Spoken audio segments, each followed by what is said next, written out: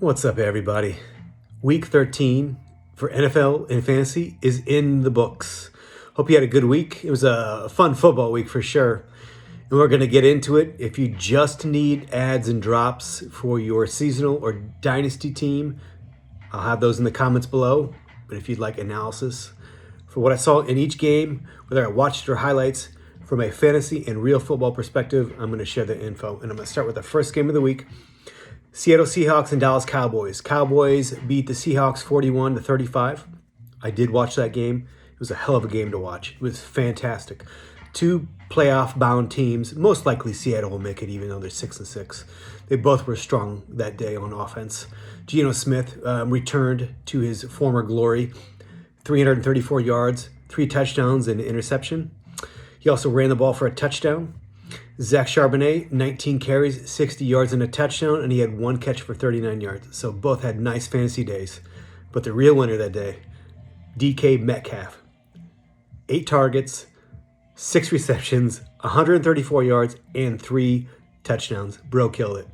It was fantastic to watch. It's also fantastic to watch him shit talk in sign language. I don't know if you've seen that yet. It is worth your time. Jackson Smith and Jigba, 11 targets. 7 receptions, 62 yards. What won't show up in the stat sheet here is he had 2 PIs called against him. One in the end zone where I don't think he dropped the ball. It looked like a catch to me, but they didn't call it a touchdown. So he had a ton of air yards. He was very influential. And then Tyler Lockett had 8 targets, 5 catches for 47 yards. Solid floor game. You know, if you're around double digits, like 10 points per game from a PPR perspective for a receiver, you're doing all right. Dallas, Dak, 299 yards, 3 touchdowns, and then he rushed on the ground for 23 yards. It's nice to see Tony Pollard show up. 20 carries, 68 yards, 1 touchdown, and he had 3 receptions for 15 yards. It's important to know that he's starting to break tackles, and he looks a little more elusive. Much more like the 2022 version of Tony Pollard. So if he's going to be that dude moving forward, he's going to help you win in the fantasy playoffs, rather. CeeDee Lamb, you ready for these amount of targets? 17 targets, 12 receptions, 116 yards, and a touchdown. He was baller. He has been almost every game for the last 6 weeks. He is in that, for me, Justin Jefferson, Jamar Chase tier of players. He's fantastic. It's important to note that Jake Ferguson had 8 targets, 6 receptions, and 77 yards with a touchdown. That will win you games too if you're in fantasy. All right, next game. Colts, Titans. The Colts beat the Titans 31-28. I didn't get to watch much of this game, just in and out. Minshew was good. 312 yards, 2 touchdowns. And then Michael Pittman, 16 targets, 11 receptions, 105 yards, and a touchdown. Bro has definitely leapfrogged a couple of tiers in where I view him this year. He is phenomenal. Alec Pierce, this is important to note, 6 targets, 3 receptions, 100 yards for a touchdown. You could kind of see this coming, that he was going to get this spike week. He's a fantastic best ball player. From a seasonal perspective, you know, if he's your 3rd guy and you need a boom or bust player to stick in the lineup, that's the dude. Josh Downs, who's been target heavy the last handful of weeks, only had 5 targets. Titans, Derrick Henry, 21 carries, 102 yards, and 2 touchdowns. He did go out with a concussion, which put Tajay Spears, the guy that you should pick up number 1 off the waiver wire this week, in the lineup. 16 carries, 75 yards, and then he had 4 receptions for 13 yards. So that's standalone value there. But if Derrick Henry has a concussion that lingers beyond this game, which this happens a lot more now, I think the NFL has become more sharp in that way. They're taking care of the players better. So if he's out, Tajay Spears is a start for sure. And then receivers for Titans, DeAndre Hopkins, 12 targets. He only had 5 receptions, but he did have 75 yards and a touchdown. Next game. I'm going to be brief, real brief. Chargers, Patriots. Chargers beat the Patriots 6-0. Other than Ramondre Stevenson getting hurt, there was no stand-up player or experience about this game. Everybody sucked. Eckler was not good. Quentin Johnston dropped another ball. Keenan Allen was average day for him, which, 5 receptions, 58 yards. He's got a 10-point floor for fantasy. That's pretty solid. Beyond that, nothing really interesting in my opinion. All right, Lions, Saints. Lions did hang on to beat the Saints. This was kind of a barn burner. 33-28. Jared Goff was okay. David Montgomery had a touchdown on the ground. Jameson Williams took a rush and ran it almost 20 yards for a touchdown. But the alpha on that day was Sam Laporta, 9 targets on 9 receptions, 140 yards, and a touchdown. League fucking winner. Derek Carr didn't look great, got hurt. Jameson Winston came in. Really the only thing to note about the quarterbacks there. Taysom Hill did rush 13 times, 59 yards and a touchdown. Alvin Kamara had 14 carries, 51 yards and 2 touchdowns. And then Kamara also had 8 targets, 6 receptions, 58 yards, and you knew he's going to have a big day with a lot of these key players missing on their offense. Olave also had 8 targets, 5 receptions, and 119 yards. Next game, Atlanta Falcons taking on the New York Jets. Not quite Los Angeles Chargers, New England Patriots bad, but not far off from it. Let's see here. Kyle Pitts was the only person worth talking about. 8 targets, 8 targets, 4 receptions, 51 yards. That was his ceiling day almost. Yeah. And then there's not much to talk about with the Jets either. Tim Boyle's the quarterback. Zach Wilson is not, although I think he may be this upcoming week. He targeted a lot of players. Xavier Gipson, 6 targets. Garrett Wilson, 7 targets. Tyler Conklin, 9. Breece Hall, 8. Breece Hall had the most receptions with 6, but Xavier Gipson had the most yards with 77. Nobody really spectacular. So if Zach Wilson's back in, you can add 10 to 20% more production on those guys. Next game, Arizona Cardinals, Pittsburgh Steelers. Cardinals beat the Steelers 24-10. Kyler Murray, okay day. Did not have a rushing touchdown, so that was the first time since he's been back he has not had one. But he did target the shit out of Trey McBride, league winner Trey McBride. 8 receptions, 89 yards, 1 touchdown on 9 targets. So he's getting volume. He's very productive. He's that dude. Kenny Pickett was hurt this game, and then Mitch Trubisky came in. Nothing really interesting about the rest of the offense. It was pretty bland. And keep in mind, Cardinals are 3-10, and just put it on the Pittsburgh Steelers. They're 7-5. Steelers don't look good. The next game, beat down. Miami Dolphins, 45. Washington Commanders, 15. That's what you expect. Tua, 280 yards, 2 touchdowns. Tyreek Hill, 5 receptions, 157 yards on 2 touchdowns on 7 targets. Incredible. On 7 targets, he pulled that off. Nuts. Jalen Waddle led in targets, 8 targets, 5 receptions, 52 yards. And then Devon Achane, you bad boy. Damn. On the ground, 17 yards, 17 carries, 73 yards, 2 touchdowns. And then in the air, he had 3 receptions for 30 yards. Big time.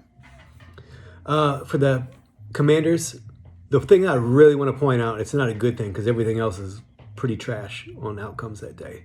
One thing I want to point out, Terry McLaurin, 0 receptions, 3 targets. Ugh, woof. All right, next game. Houston Texans defeated the Denver Broncos 22-17. That's what you expect. Russell Wilson continues to be slightly above average, and he was, from a fantasy perspective, relevant because he did rush 10 times for 44 yards and a touchdown. So that makes him fantasy relevant. In real life football, not that great. Let me give you an example. Cortland Sutton, 7 targets, 2 receptions, 77 yards and a touchdown. That was the highlight for their offense that day. CJ Stroud, continues to be rookie of the year. 274 yards and a touchdown. And he rushed the ball 6 times for 11 yards. So not a lot of production there. It's one of his floor games, but it's a solid floor game. It's important to know that Tank Dell fractured his, I think it was fibula. Either way, he's going to be out the rest of the year, which hyper targets Nico Collins because of that. 12 targets, 9 receptions, 191 yards, and a touchdown. And you can count on that guy every week. Put him in your lineup. If you're looking for a deep cut, Brevin Jordan, 3 receptions, 64 yards on 4 targets. It's only because Dalton Schultz wasn't in the game. But with Tank Dell out for the year, he could see some more catches. All right, next game, Tampa Bay Bucks beat the Carolina Panthers 21-18. Bryce Young, not fantastic at all, but Chuba Hubbard was. It's good to see him balling out because he is good. 25 carries, 104 yards, and 2 touchdowns. He was very productive. And that's something to monitor, especially if you're in your seasonal league. This guy is probably available. Jonathan Mingo, 10 targets, 6 receptions, 69 yards. If you need a 5th or 6th receiver, that's a good 5th or 6th receiver to have. If you need somebody to spot start, it's going to be a bit of a shaky proposition, but it is worth an own because Adam Thielen has kind of fallen off the rest of the year, and there's nobody else to target. Okay, Tampa Bay Bucks, my man, Rachaad White. Jason Miller, if you ever happen to see this, I know how much you hate Rachaad White, and I've pitched him to you and Doug Carroll all offseason, and he's paying dividends now. As of last week, he was PPR running back number 6. Might be higher than that after this week. 20 carries, 84 yards, and a touchdown. Then he had 3 receptions and 22 yards. Chris Godwin, not feeling great this day. He was injured, but he still managed to almost get 20 yards and a touchdown on the ground. Mike Evans continues to be the alpha in the air. 7 receptions on 12 targets, 162 yards and a touchdown. Next game. This one was a bit of a surprise to me. The Los Angeles Rams beat the Cleveland Browns 36-19. Joe Flacco was quarterback and actually looked pretty damn good for not playing recently. 254 yards, 2 touchdowns, and an interception. He hyper-targeted Elijah Moore, 12 targets, but he only had 4 receptions and 83 yards. You imagine that will get better as he gets more repetition. And then Matthew Stafford, for the second week in a row, looks really good. 279 yards, 3 touchdowns. And Kyron Williams, 21 carries, 88 yards and a touchdown, and then he had 3 receptions for 24 yards. So from a PPR perspective, he is gold, RB1. Puka led the team in yards, and he had 7 targets, 4 receptions, 105 yards and a touchdown. And then I know Cooper Kupp hasn't quite produced like you want him to, but it's important to know he had 8 targets.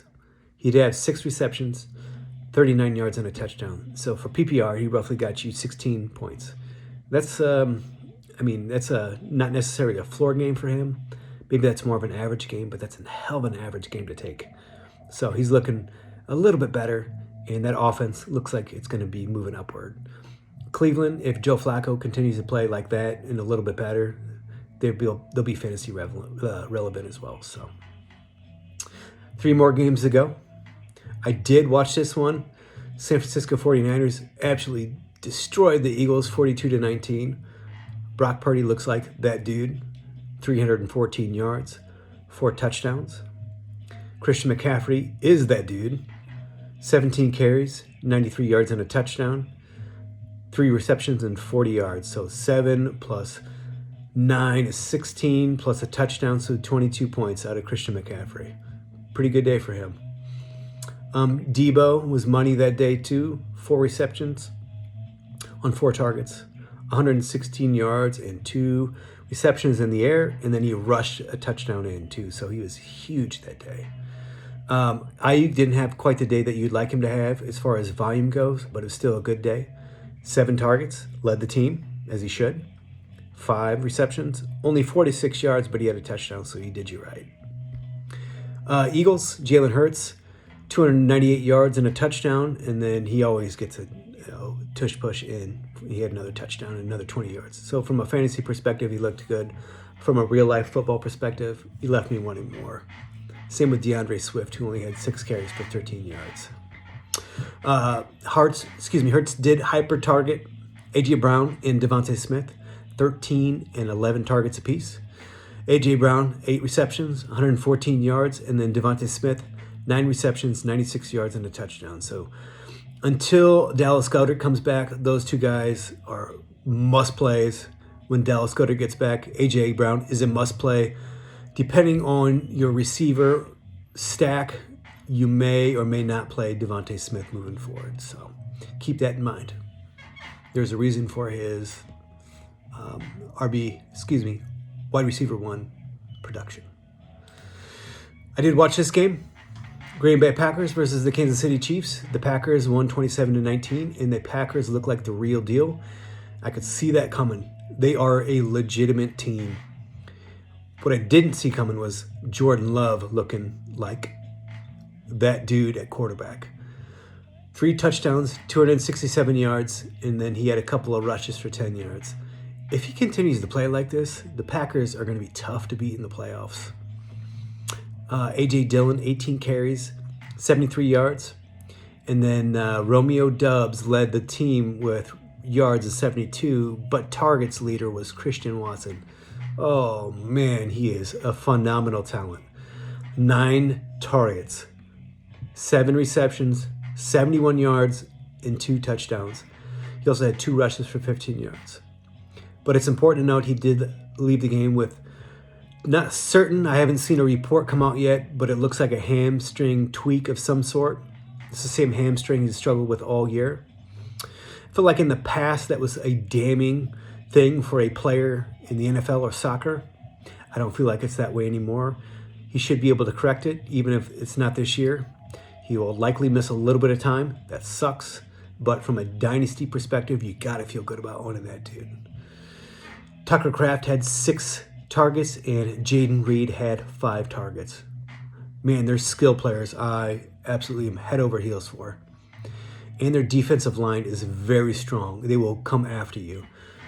I haven't looked at the stat. I always look at these stats before I do these videos. I didn't look to see how many sacks they had on 3 sacks. 3 sacks on Mahomes. That's pretty damn good. So, all right, last game. I did watch this one. I stayed up last night, and I fell asleep on the couch, but I did see almost the entire game. Cincinnati Bengals beat the Jacksonville Jaguars 34-31. Oh, man. Trevor Lawrence left the game with an ankle injury. It looked bad, but it didn't look catastrophic. He probably will miss some time. He had his ankle rolled up and maybe even hurt his knee. He's going to be sore for a while. I bet he's really sore today. It's going to take him a little bit of time to work back in, but he has looked really good, and he's been fantastic the last 3 weeks in fantasy. 258 yards, 2 touchdowns, and then he rushed one in too, so good for him. Evan Ingram, 9 targets, 9 receptions, phenomenal, 82 yards and a touchdown. He got volume work because Christian Kirk got hurt on the first play of the game. Zay Jones, 8 targets, 5 receptions, 78 yards. He's a pickup because he's going to get red zone targets. If you play in a standard league where touchdowns matter more, Zay Jones is somebody you want to have on your bench at least, but he'll come into play in the lineup, especially if Christian Kirk is not going to be available. And then rookie Parker Washington had 6 receptions, 6 targets, 61 yards, and a touchdown. And then Calvin Ridley, even though he had 4 receptions on 26 yards, he had 8 targets. So he had a lot of volume. Man, Jake Browning looks like Joe Burrow. 354 yards last night and a touchdown. And then he had a couple of rushes, 22 yards and a touchdown. So dynasty seasonal, I think he's at least worth putting on your bench at this point. To start him moving forward would be a bit of a shaky bet, in my opinion. But I would stash him. And Chase Brown, he had 9 carries, 61 yards. He looked pretty good. This is the first time all year I've really seen him perform that well. He has a very nice athletic profile. He's very productive in college. The only Caveat for me is he's an older running back, and there's definitely a difference between somebody who's younger and somebody who's older, production-wise, generally hitting. So I am going to stash him if I can, and if you're in deeper season leagues, I would stash him too. And Joe Mixon had a good game, 19 carries, 68 yards, and 2 touchdowns, and then he had 6 receptions and 49 yards, so he was an RB1 this week. And then Ja'Marr Chase doing Ja'Marr Chase shit. 12 targets, 11 receptions, 149 yards, and a touchdown. You know, I own him in a dynasty league, and I thought I'd need to trade off of him and diversify. It's not a rebuilding job for me, but I definitely made bets on younger players and wanted them to develop. And I wanted to take a swing at the draft picks in this year's upcoming draft. And I can't find myself to trade Ja'Marr Chase. I had an offer. Somebody sent me Garrett Wilson in a first-round pick. I couldn't do it. I don't think it's worth it at all. I need another piece in there, and even then, the combination of Ja'Marr Chase and Joe Burrow next year when he gets healthy, you know, I've got them for the next probably 5 to 7 years. So he's a hell of a bet to place. Mixon had 7 targets. Tyler Boyd had 7 targets. And that's it. That's it for the week. If you have any questions about anything, let me know. I hope you're doing well out there. See ya.